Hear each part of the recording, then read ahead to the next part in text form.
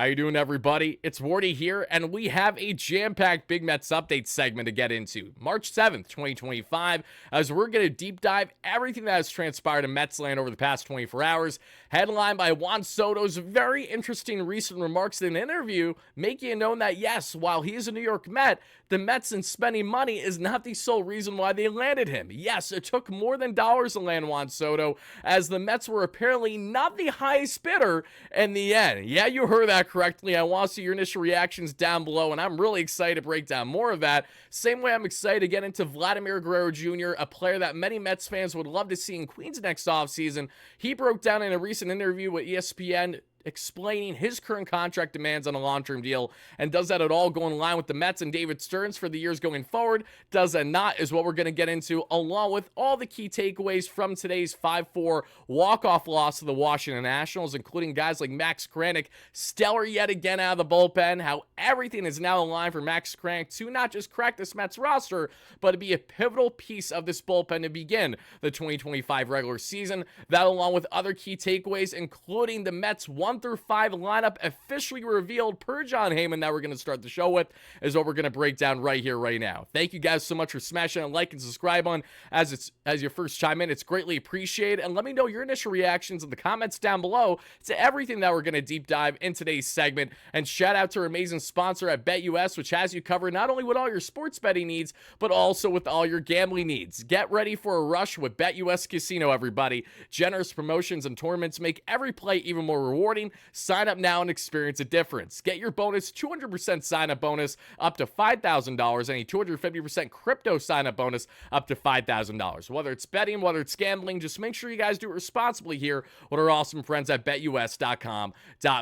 Now, before we get into the Juan Soto and further spring training discussion, let's stay on that topic briefly of spring training, because Wardy's touching down in Port St. Lucie tomorrow. At the time of you watching this, I might already be there. Saturday, Sunday, from March 8th all the way to the 13th, I will be attending Mets spring training games and interacting with you amazing Mets fans. And this Sunday, starting March 9th at 8 p.m. Eastern, live from Duffy's Sports Bar there in Port St. Lucie, the awesome Duffy's with the bowling alley. We're going to be alive, myself, Mike from Stark Raven Sports, Jim from Ballcap Sports, and maybe some other special guests that you'll just have to wait and see in person to find out. We cannot wait to interact with you guys for a live Mets panel discussion, breaking down the latest live from spring training at the best sports bar in all Port St. Lucie with that great bowling alley. And Duffy's, cannot thank them enough for hosting us. They told you guys over the past couple weeks was going to try to make Duffy's happen, and they were more than interested. So we're going to be rolling up there, getting that live show going for 8 p.m. Eastern after the Mets game has already concluded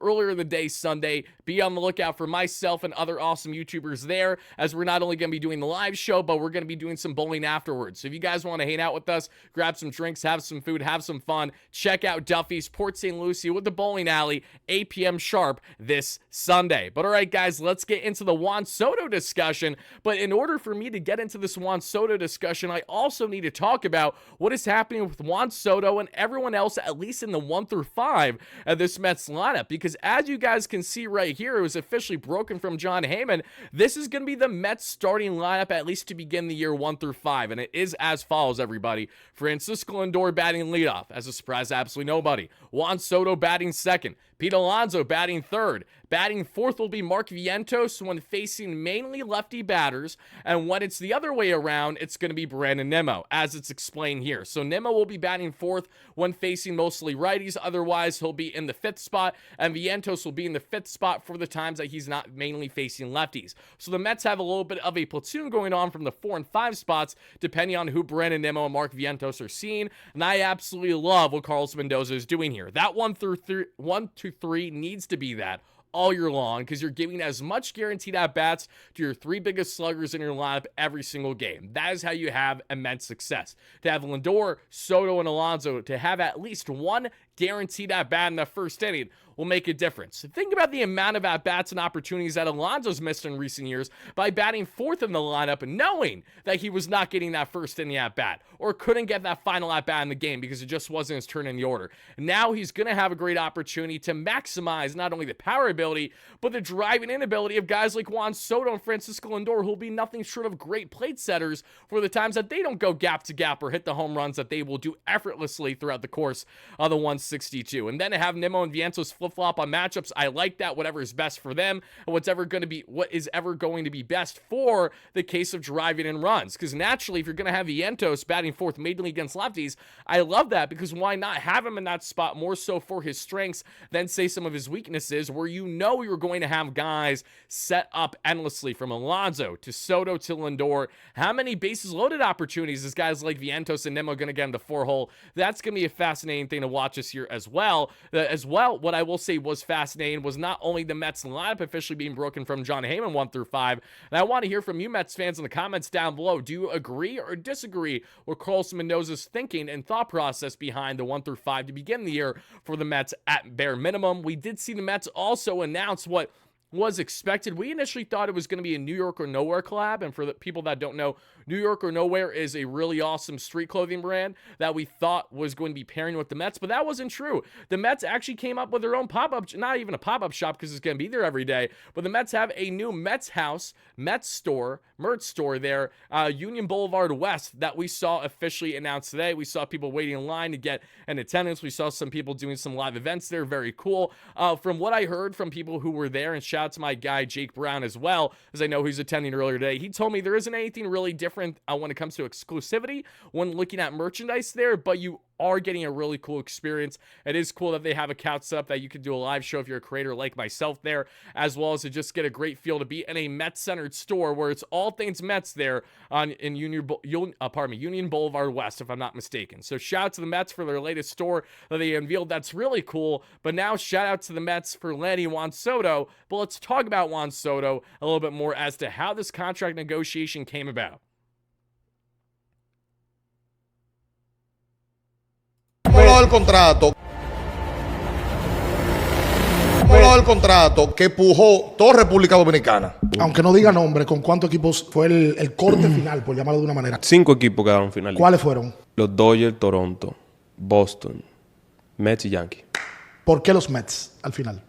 Fue una decisión, tú sabes, colectiva, chequeamos, porque los menos fueron los que ofrecieron más dinero. ¿Cómo? Hubieron equipos que ofrecieron más que los Mets. ¿Se puede decir qué equipo ofreció más? So we're going to find out in its entirety probably over the next day or two, because they came out with a teaser, and I don't want to butcher this, but I may. Abrindo podcast, Abrindo, one of the two, I'd assume.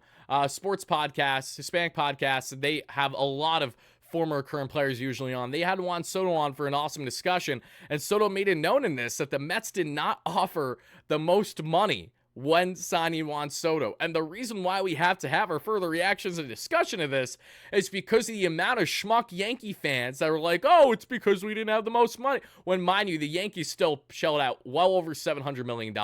It wasn't for a lack of effort, and it came down to not just the dollars, but Soto actually wanted to be a New York Met. Now, what does this tell me? It tells me a couple things. One, I won't be shocked to hear that the Red Sox apparently were willing to offer more if Soto actually had interest, because there were rumblings that teams like Boston were willing to go as far as possible if he actually wanted to go there. But Soto made it known his level of interest wasn't to the same intrigue as the Mets. Same thing potentially with a team like the Toronto Blue Jays, or another team I think of right away that could have offered more guaranteed dollars. But for Soto and for his future, it makes sense why he would want to settle with a team like the Mets. Now, a couple things stand out right away, and the first is how much the Mets swayed Juan Soto on the hospitality aspect and how much that was a continued X factor. That cannot be understated. How much Alex and Steve Cohen did a fantastic collective job on making the players as comfortable as humanly possible. And in the case of Soto, on unveiling the red carpet for not only him, but his entire family, or massive X factors, because we've seen the Yankees go the lengths of now changing their beard policy and loosening up on a bunch of things since they lost out on Soto.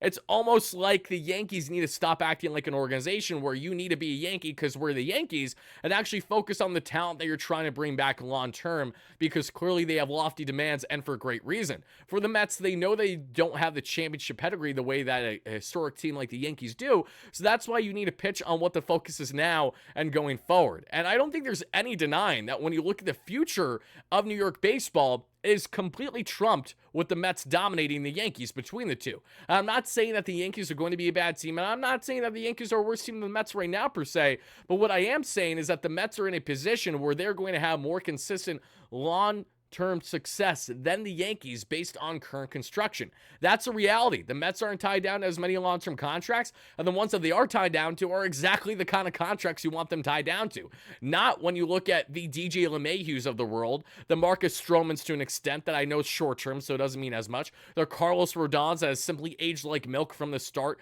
The list goes on, and this is not, oh, Wardy has Yankees living rent-free in his head, as it's a further reality for these Yankee fans that have absolutely victory lap the past 24 hours that Juan Soto didn't make a catch in right field in spring training. Oh my goodness gracious. Clearly he's not worth the money. You idiots wouldn't be saying a damn thing if he actually said yes to the Yankees at over $700 million. How about you grasp the reality that players actually want to come on the Mets because of how much they like Steve Cohen and how much they know that the Mets are trending upward and not downward. Between managerial staff, headlined by Carlos Mendoza, front office staff, headlined by David Stearns, ownership staff, headlined obviously by Steve Cohen, this team has quickly found themselves in a category as one of the better ran organizations in all Major League Baseball, not just the National League.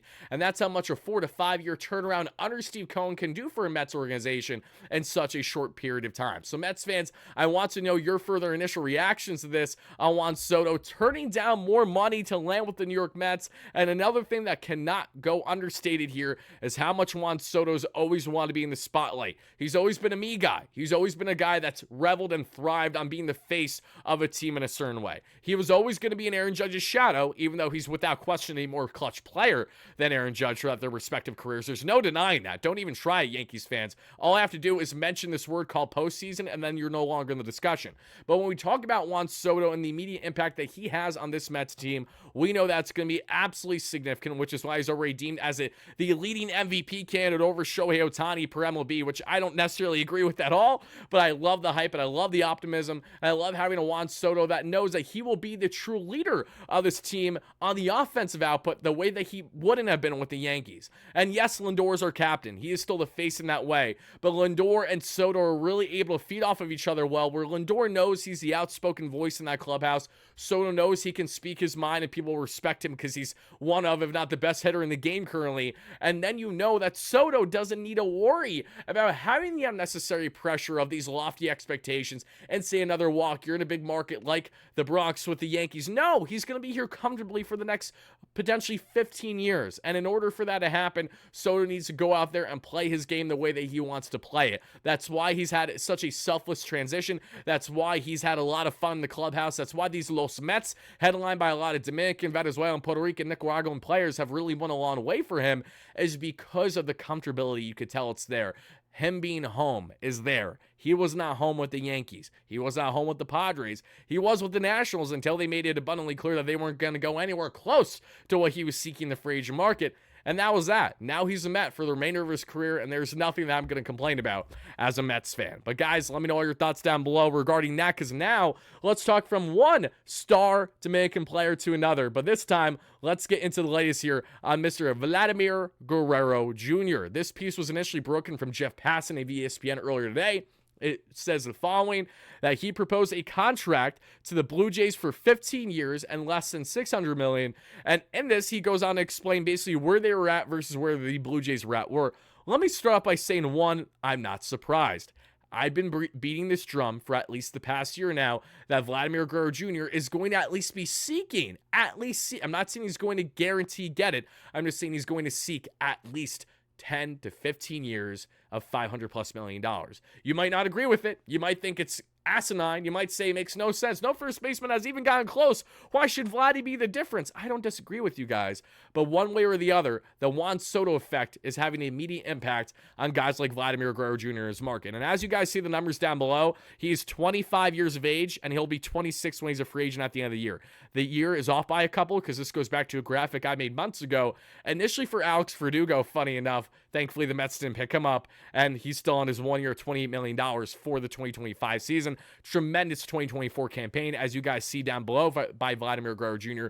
But as this piece goes on to break down, it makes note that, yeah, there were nothing close in negotiations. How he was probably feeling a little slighted in Vladdy's case, how he wasn't asking for 600, but they didn't even go anywhere close. They were over $100 million off in contract negotiation between the Blue Jays and Vladimir Guerrero Jr. And mind you, that's with Vladdy's final offer not even touching $600 million. So my assumption is that Vladimir Guerrero Jr., who did reportedly ask for at least 15 years, right in that range, 14 or 15, so a lot of years, seeking $525 to $550 million in that range. Directly in line with what I've been preaching to you guys for the past year. People have called me crazy for throwing these numbers out there. It is crazy numbers. These are asinine when you look at Vladimir Guerrero Jr. at his best and what you're getting year by year, even for the next 15 years.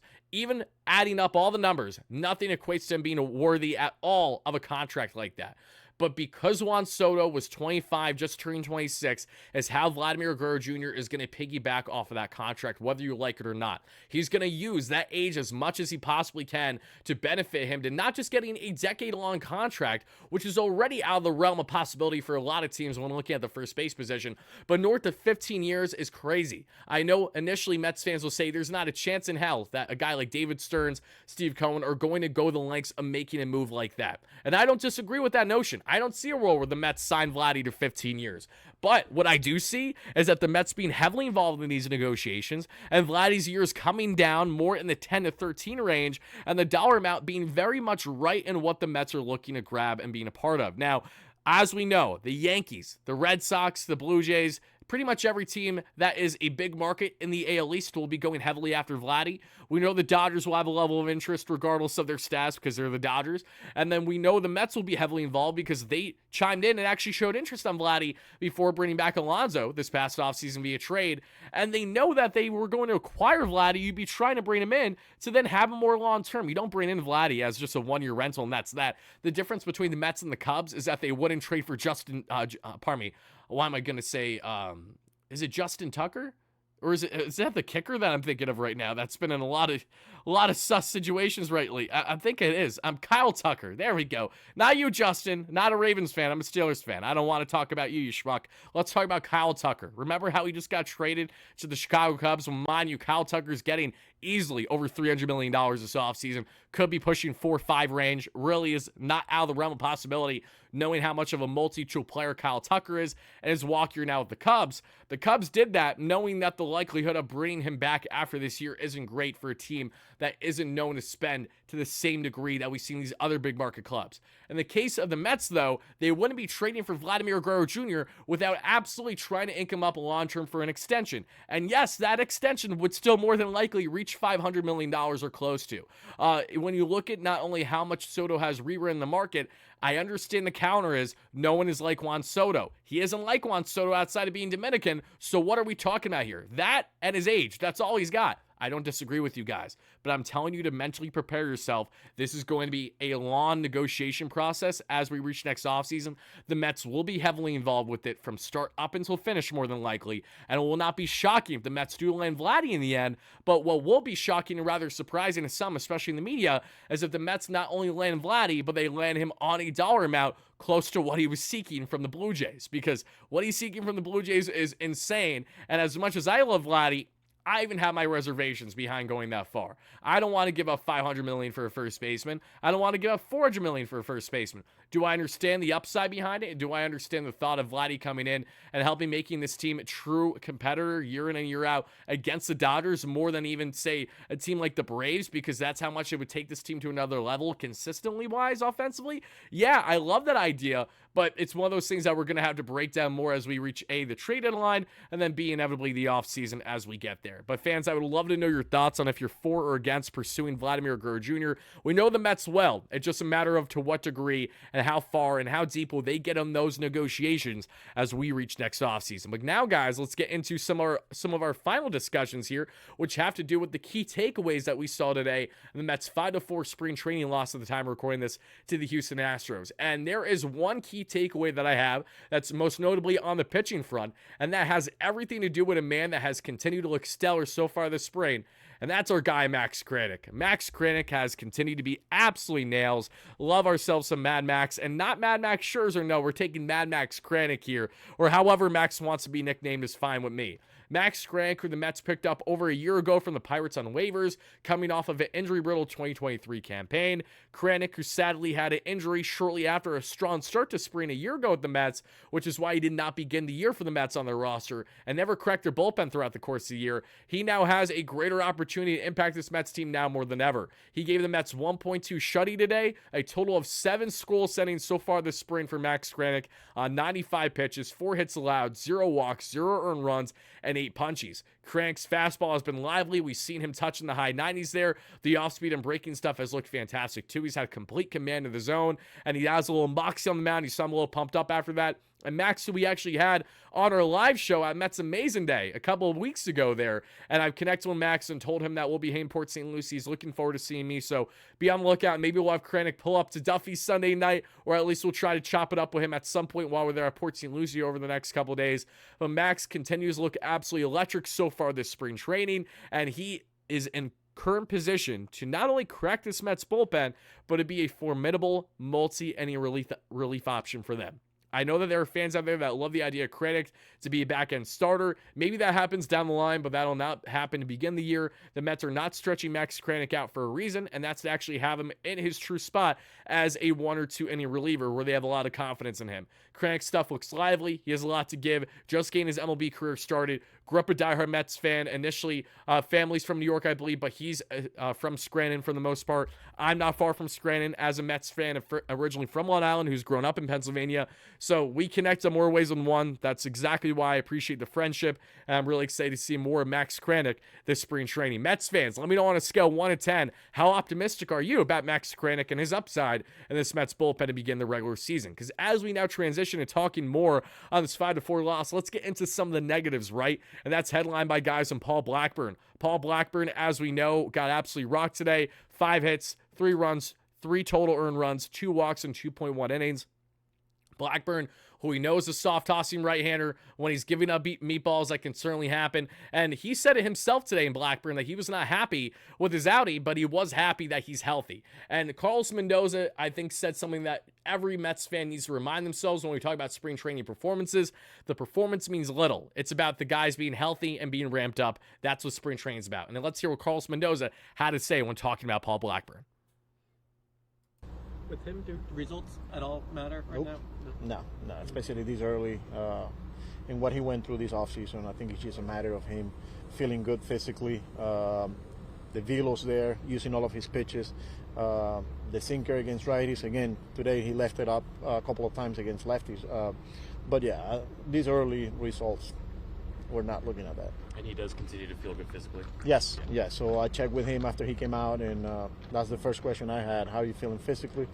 Feeling fine. So I also apologize if the audio's fluctuated from that first interview clip I played of Juan Soto to this. Unfortunately, the audio levels are so different from clip to clip because of different people recording them, obviously, which has made it a bit more difficult than I would have liked to have it leveled for you guys in the show. So apologies in advance. We saw Chris Davinsky come in and give the Mets 1 scoreless inning, and he looked sharp. Huascar Brosban did give up a run today, but he gets the pass. It's early spring training, and Brosban's stuff is just so good. It has to play up well this year in the bullpen. Same thing with Jose Budo, who I have confidence in. I think Budo will actually thrive by not needing to be as relied upon as he was last year by the Mets. I think we're going to see that more in more ways than one this year for sure. Happy to see him. Shook, who's been solid so far as a non-roster invite this spring training, and Simone as well gave the Mets, just what he gave up the run score there, and that was that. So not too much notables on the true outing for the Mets today, losing 5-4 over the Washington Nationals, and they were out hit today. 10-5 was the total, but there were a couple offensive takeaways that I would like to share briefly, but I'm not going to show the offensive stats because the lineup that usually shows how the game ended, not how it started, and it's a bunch of guys that you either don't know or don't care to hear about too much. But Lindor led off the game today with a single that we saw and a walk. Francisco Alvarez did have himself an RBI single off of former friend, now foe, and Jorge Lopez. Remember Jorge Lopez of throwing the glove last year? Dane right, you do. Then we have Pete Alonso, who did not hit today. Vientos didn't record a hit. McNeil went 1 for 3. Joey Meneses came in today and went 1 for 3 with a run scored as well. Tyrone Taylor 1 for 3. My big takeaway is Alexander Canario, because yes, Canario struck out on 3 pitches with bases loaded, and that did bother me in his third at-bat today.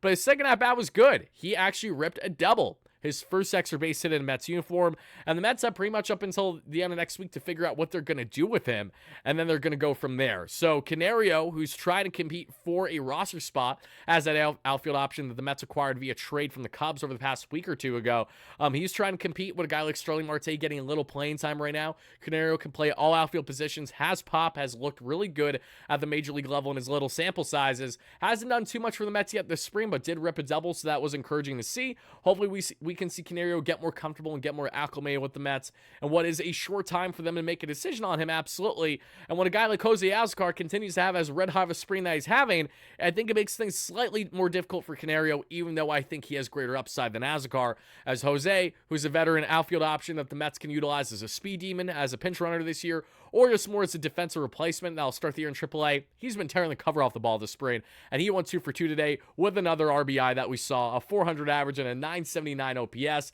Brett Beatty came in and put a ball in play that thankfully led to 2 runs scoring. It was on an error that the run scored, however, so you can't give him the RBIs, but Beatty still batting a nice 400 with well over 1,000 OPS so far this spring training, and that is going to be all of your key takeaways on the spring front from the Mets and their 5-4 loss against the Washington Nationals. And when we talk about spring training, everybody, I would like to reiterate that we, of course, are going to get into plenty more on that front, especially when we talk about, breakdowns. As I'll be attending games over the next couple of days, we will have our further Big Mets updates, recaps, and some live shows, but I will preface that the recaps will be more on my breakdown from actually witnessing it in person. So if I reference some numbers or reference some things, it might be more on the eye test, or even maybe some video that I'm going to show you guys might be some clips that I recorded myself versus some other things that you might see out there. So just bear that in mind, but let me make sure I didn't miss anything before we break down more here in Metsland. And I did want to make sure that I didn't miss this. Carlos Mendoza did say earlier that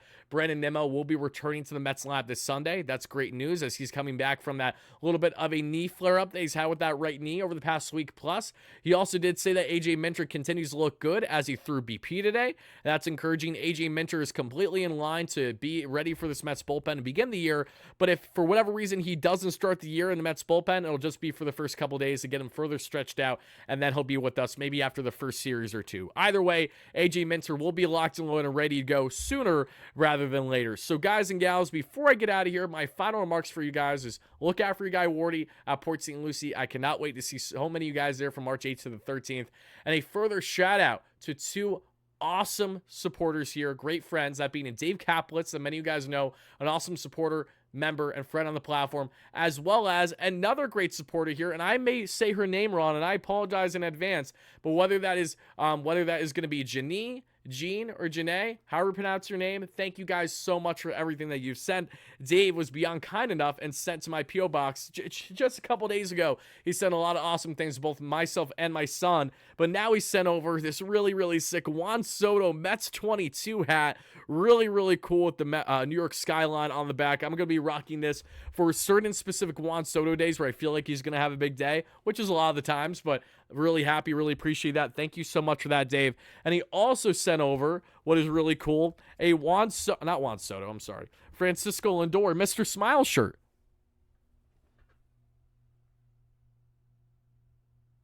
Very cool. Thank you so much for that, Dave. It means a lot. I'll be repping this plenty along with all the other shirts that you sent my way over the times. Really does mean a lot, Dave. You're the best. And shout out as well to my girl, again, whether I might have butchered the first name, and I apologize, whether this is Jenny, whether this is Jean, whether this is Gina, Janae, I appreciate you greatly. diehard Mets fan that's been watching the Mets since '69, sent me a very heartfelt letter here on script, which is so cool to see because, again, this doesn't happen nowadays. And really appreciate her breaking down everything that she did on her fandom, how it started going to Shea Stadium growing up, especially in the '70s, her family as well, her family's infatuation with Tom Seaver, among others. Thank you so much for asking about my son, too. He's doing fantastic. And thank you furthermore for the donation that you sent, because that's exactly what she did. Thank you guys again for all the support, whether it's donations, merchandise, anything that you guys have sent my way. It's never asked, but it's always beyond appreciated. You guys are the best Mets fans in the world, and I cannot wait to continue to showcase the things that you've sent me that I either wear or have on the wall behind me, including that newspaper that was just sent to me by an awesome subscriber of mine, and they know exactly who they are. Thank you guys again for the support, and I'll see you all live from Port St. Lucie. You guys will see Wardy Saturday, Sunday, Monday, Tuesday, Wednesday. Until then, have a great one, folks. And as always, no matter what, let's go Mets. Peace out.